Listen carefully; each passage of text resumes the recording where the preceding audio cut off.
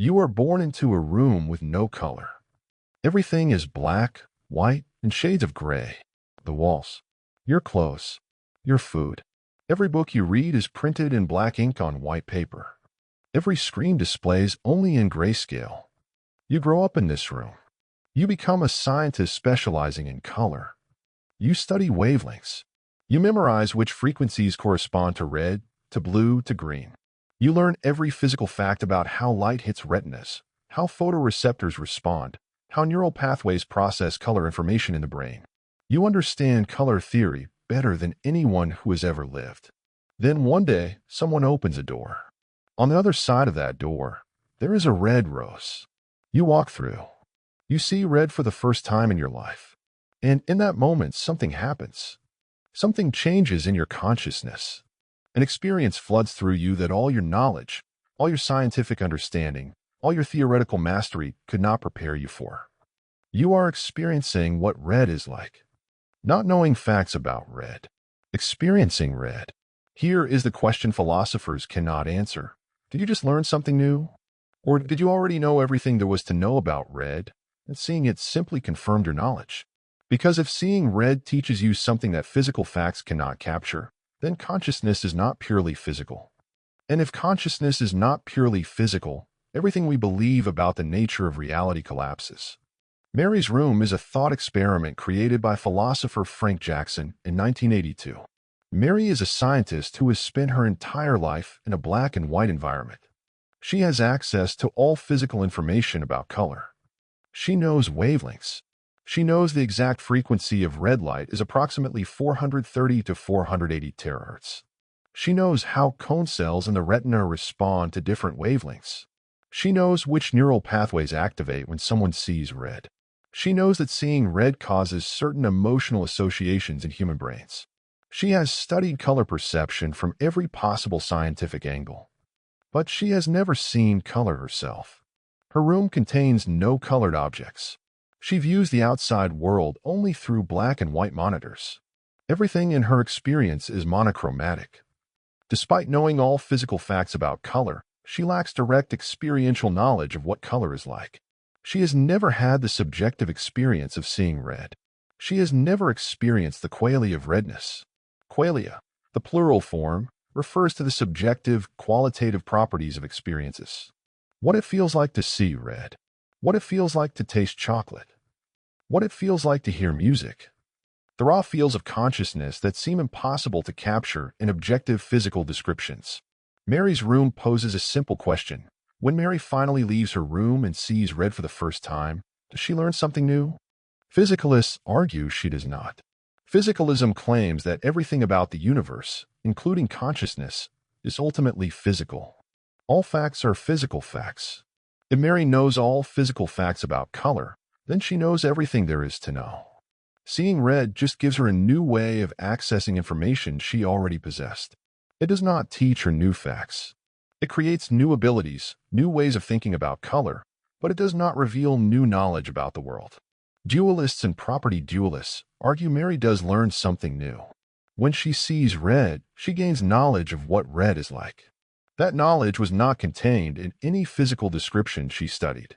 No amount of information about wavelengths, about neural firing patterns, about photoreceptor responses could have given her that knowledge before she experienced color directly. Therefore, there are facts about consciousness that are not physical facts. Qualia exist as non-physical properties of experience. And physicalism is false. This creates what philosophers call the knowledge argument. If complete physical knowledge leaves out experiential knowledge, then not all knowledge is physical. If not all knowledge is physical, then not all facts are physical. If not all facts are physical, then physicalism fails as a complete description of reality. Mary's Room seems to prove that subjective experience has properties that cannot be reduced to physical processes. That consciousness involves something beyond neurons firing, beyond brain chemistry, beyond measurable physical states. But what exactly does Mary know before she leaves her room? Let us be very specific about the scope of her knowledge. Mary knows that red light has a wavelength of approximately 620 to 750 nanometers. She knows that this wavelength stimulates long wavelength cone cells in the human retina more than medium or short wavelength cones. She knows the exact neural pathway from retinal ganglion cells through the lateral geniculate nucleus to the primary visual cortex. She knows which specific regions of the visual cortex activate during color processing. She knows how the brain compares signals from different cone types to construct color perception. Mary knows about opponent process theory. She understands that the brain processes color through 3 opponent channels: red versus green, blue versus yellow, and black versus white. She knows why you cannot see reddish-green or bluish-yellow. She knows cultural associations with red: danger, passion, heat, blood. She knows emotional responses to red are partially learned and partially biological. She knows that red increases heart rate slightly in most humans. She knows everything that neuroscience, physics, psychology, and anthropology can tell her about the color red. She can predict with perfect accuracy how other people will respond to red. If you show her brain scans of someone seeing red, she can identify the color they are experiencing from neural activation patterns alone. She has theoretical mastery so complete that she could, in principle, explain to a computer exactly how to process red light signals. She knows more about red than most people who have seen red their entire lives. She has exhaustive propositional knowledge about color. Propositional knowledge is knowledge of facts that can be stated as true propositions. Red light has this wavelength. This neural pathway activates. These emotional associations occur. But does she have experiential knowledge? Does she know what red is like? Here is where the thought experiment becomes genuinely difficult, because it seems obvious that Mary is missing something. When she finally sees red, her reaction will presumably be profound. She would experience something she had never experienced before. She would gain a type of knowledge she did not previously possess. Even though all the physical facts about her brain and the world remain exactly as she already understood them, her subjective experience would be entirely new. Physicalists have several responses to this intuition. Daniel Dennett argues that Mary would not actually be surprised when she sees red. If she truly knows all physical facts about color, including all facts about brain states when seeing red, then she already knows what seeing red is like. She knows it in the sense that she can predict and explain every aspect of the experience. She just has not instantiated that brain state in herself yet. Seeing red does not teach her new facts. It creates a new brain state. But that brain state does not carry information beyond what she already knew. It just processes existing information in a new way. This is called the ability hypothesis. Seeing red gives Mary new abilities. She can now recognize red. She can imagine red. She can remember what red looks like. But abilities are not knowledge in the relevant sense. Learning to ride a bicycle gives you new abilities, but it does not teach you new facts about physics. You gain practical knowledge without gaining new propositional knowledge. Similarly, Mary gains new practical abilities related to color without learning new facts about the physical world. But this response seems to miss something crucial. When Mary sees red for the first time, she has an experience. That experience has qualitative character. It feels like something. And it seems to feel like something that no amount of physical information could have prepared her for. Even if she can perfectly predict her own neural states when seeing red, actually having those neural states and experiencing the resulting qualia seems fundamentally different from knowing about them theoretically. Consider a thought experiment within the thought experiment. Suppose Mary has never tasted chocolate but knows all physical facts about taste perception, about how cocoa molecules interact with taste receptors, about neural processing of taste signals. When she finally tastes chocolate, does she learn something new? It seems obvious she does. She learns what chocolate tastes like. But what exactly is that knowledge? Can she describe it? Can she communicate it to someone who has never tasted chocolate? She could say chocolate tastes sweet and slightly bitter, but those words only mean something to people who have already experienced sweetness and bitterness. Qualia seem fundamentally ineffable, impossible to fully communicate through language. Now extend this to all conscious experiences. What it is like to feel pain. What it is like to see blue. What it is like to hear a chord resolve. What it is like to feel embarrassment. All these experiences have qualitative character that seems impossible to capture in purely physical descriptions. You can describe all the physical facts about pain, tissue damage, nociceptor activation, neural pain pathways, but none of that captures what pain feels like from the inside. None of that captures the raw qualitative horror of pain. The quality of pain seems to be something extra, something beyond the physical processes. This is why Mary's room is not just about color. It is about whether conscious experience itself can be reduced to physical processes. Whether subjective experience has properties that exist beyond objective physical description. Whether there is an explanatory gap between brain states and what it feels like to have those brain states. And whether that gap reveals something fundamental about the nature of consciousness, or whether it is just a limitation of our current understanding and language. Imagine the moment Mary walks through the door. She has been preparing for this moment her entire life. She knows exactly what will happen physically. Light with a wavelength of approximately 650 nanometers will enter her eyes. Her long wavelength cones will respond. Signals will travel through her optic nerve. Her visual cortex will activate in precisely the patterns she has studied in others. She knows all of this. She has imagined this moment thousands of times based on her theoretical understanding. She believes she is prepared. The door opens. Light floods in. She sees red. And something happens that her knowledge did not capture. An experience. Quality. A what it is likeness that transcends all her theoretical preparation. The color is there in her consciousness in a way that facts about wavelengths never were. It has presence. Immediacy. Undeniable qualitative character. She is not observing data about red. She is experiencing red directly. Does this experience teach her something new? From Mary's subjective perspective, the answer seems clearly yes. She has gained knowledge she did not have before. She now knows what red is like. She has new information. But from an objective third-person perspective, nothing new has been added to the world. The physical facts about Mary's brain, about light, about color processing, all remain exactly as they were. Her neural states are precisely what she predicted they would be. So what knowledge has been gained? One answer is that Mary learns a new fact, but it is an indexical fact. Indexical facts are facts about one's own position or perspective. The fact that today is Monday is an indexical fact. The truth value depends on when you evaluate it. Similarly, knowing what red is like might be an indexical fact about one's own experiential state. Mary learns the fact that this is what seeing red is like for me. That is a new fact, but it is a fact about her own perspective, not a new fact about the world independent of perspectives.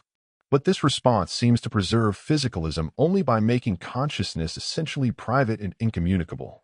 If what Mary learns is purely indexical, purely about her own subjective position, then consciousness becomes isolated. Each person's qualia are locked in their own perspective, inaccessible to others, impossible to share or verify. That might be true, but it is a troubling conclusion.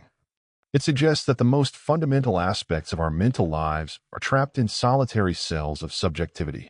Another response is that Mary does not learn a new fact at all. She gains a new way of thinking about existing facts. Before seeing red, she could think about red only in abstract theoretical terms. After seeing red, she can think about red demonstratively. She can think that color while experiencing red. She has a new cognitive mode. But the facts she is thinking about remain the same. The wavelength is still the same. The neural processing is still the same. Only her cognitive relationship to those facts has changed. This is called the phenomenal concept strategy. It argues that phenomenal concepts formed through direct experience, give us epistemic access to physical properties in ways that theoretical concepts cannot. Mary gains new concepts, but those concepts refer to the same physical properties she already knew about under different descriptions. Seeing red lets her form a phenomenal concept of red, which feels different from her theoretical concept of red, but both concepts refer to the same underlying physical property. If you are feeling uncertain about which view is correct, if you are finding that both perspectives seem to have merit, subscribe to this channel. Because Mary's room reveals something important, consciousness is genuinely mysterious. We have strong intuitions pulling us in multiple directions. The question is whether that mystery reflects something deep about the nature of reality or whether it reflects limitations in how we think about consciousness. Frank Jackson, who created the thought experiment, initially argued it proved physicalism false. He believes seeing red teaches Mary new facts that cannot be captured by physical descriptions. But years later, he changed his mind. He came to believe that the appearance of learning something new is an illusion created by the difference between knowing about a brain state and being in that brain state. He decided that qualia do not reveal non-physical properties. They reveal the way physical properties appear from the inside. This reversal demonstrates something crucial. Even brilliant philosophers who create thought experiments cannot always determine what those experiments actually prove. Mary's room has been debated for over 40 years. Physicalists keep trying to explain away the intuition that Mary learned something new. Dualists keep trying to articulate exactly what she learns. And neither side has definitively won. The thought experiment remains open, contested, unresolved. Mary's room connects to fundamental questions about what consciousness is and whether it can ever be fully explained by science. The hard problem of consciousness, articulated by philosopher David Chalmers, asks why physical processes in the brain give rise to subjective experience at all. Why does seeing red feel like something? Why is there a qualitative character to experience? Why does consciousness exist rather than just unconscious information processing? Science can potentially explain all the easy problems of consciousness. How the brain integrates information. How attention works. How memory forms. How we distinguish self from environment. These are difficult problems, but they are mechanistic problems. In principle, neuroscience can map out all the neural correlates of consciousness. We can identify which brain states correspond to which experiences. We can trace causal pathways from stimuli to behavior. But Mary's room suggests that even complete mechanistic explanation leaves something out. Even if we fully understand the neural correlates of seeing red, we have not explained why seeing red feels like something. We have not explained the subjective character of experience. We have not bridged the explanatory gap between objective brain processes and subjective qualia. And if that gap is real, if it cannot be bridged by scientific explanation, then consciousness might involve properties or principles beyond physics. This has profound implications. If consciousness is not purely physical, then materialism as a worldview is incomplete. But what replaces it? Dualism, which says mind and matter are fundamentally different substances. That creates the interaction problem. How do non-physical minds causally interact with physical brains? How does your decision to move your arm, if it is a non-physical mental event, cause physical neurons to fire? Every attempt to solve the interaction problem seems to either reintroduce physicalism or violate conservation of energy. Property dualism offers a middle path. It says there is only one substance, but it has both physical and mental properties. The brain is physical, but conscious experiences are non-physical properties of certain brain states. This avoids the interaction problem because mental properties supervene on physical properties. They emerge from physical organization without being reducible to it. But property dualism faces its own challenges. How do non-physical properties emerge from physical organization? What determines which physical systems have mental properties? Why does complexity create consciousness? Some philosophers argue that the problem is linguistic rather than metaphysical. That qualia seem mysterious only because our language for describing subjective experience is impoverished compared to our language for describing objective physical processes.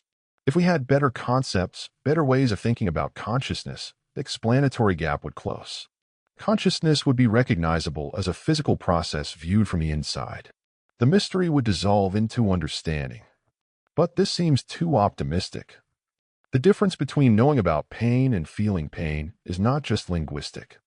The difference between studying color theory and seeing red is not just conceptual. There seems to be a genuine epistemic difference between third-person objective knowledge and first-person subjective experience. And that difference might reflect something deep about the structure of reality, rather than just limitations in our concepts. Mary's room also raises questions about artificial intelligence and machine consciousness. If you program a computer with all physical facts about color, does that computer know what red is like? Most people intuitively say no. The computer might process information about red, might respond to red stimuli, might even pass behavioral tests for color perception. But there is no one inside the computer experiencing redness. The computer is all behavior and no experience, all function and no qualia. But why? What is the difference between a brain that experiences red and a computer that processes red? Both are physical systems implementing information processing. If consciousness is purely physical, then sufficiently complex computers should be conscious. If consciousness requires something beyond physical organization, then what? A soul? A non-physical mind? Some special property that brains have but computers lack? Each answer creates new problems. So what happens when Mary sees red? Does she learn something new? After 4 decades of philosophical debate, we still do not have consensus. The physicalist says no, she gains new abilities and new ways of thinking about existing facts, but no new facts about the world. The dualist says yes, she learns what red is like, and that knowledge was not contained in any physical description. The phenomenal concept strategist says she learns to think about physical properties in a new way, through phenomenal concepts rather than theoretical concepts. And the Mysterian says the question might be unanswerable with our current cognitive architecture. Each position has strengths. Physicalism preserves scientific explanation and avoids metaphysical dualism. Dualism captures the intuitive sense that subjective experience is fundamentally different from objective processes. The phenomenal concept strategy tries to bridge both views. And Mysterianism admits honest uncertainty, but none fully satisfies. None makes the puzzle dissolve entirely. Here is what we can say with confidence. Consciousness feels like it has properties that pure physical description cannot capture. Subjective experience seems irreducible to objective facts. What it is like to see red, to feel pain, to taste chocolate, to hear music, all have qualitative character that resists complete explanation in physical terms. Whether that appearance reflects reality or illusion remains unknown. And maybe that uncertainty is appropriate. Maybe consciousness should be mysterious, because the alternative is equally disturbing. If consciousness is purely physical, fully explainable by neuroscience, completely reducible to brain chemistry, then subjective experience is nothing more than information processing. Your deepest feelings, your most profound experiences, your sense of self, all reduced to patterns of neural activation. There is no ghost in the machine. There is only the machine. And the machine's computations happen to feel like something from the inside, for reasons we might someday fully explain. Some find that conclusion liberating. It means consciousness is understandable, scientifically tractable, potentially reproducible. We could create conscious AI. We could upload minds to computers. We could achieve digital immortality. But others find it horrifying, because it means nothing about consciousness is special. Nothing about subjective experience transcends physical law. The qualitative richness of your inner life, everything that makes you feel uniquely you, is just neurons firing in patterns. Patterns that could be replicated, copied, instantiated in different substrates. You are not unique. You are not irreplaceable. You are a pattern, and patterns can be recreated. Mary's room forces you to choose.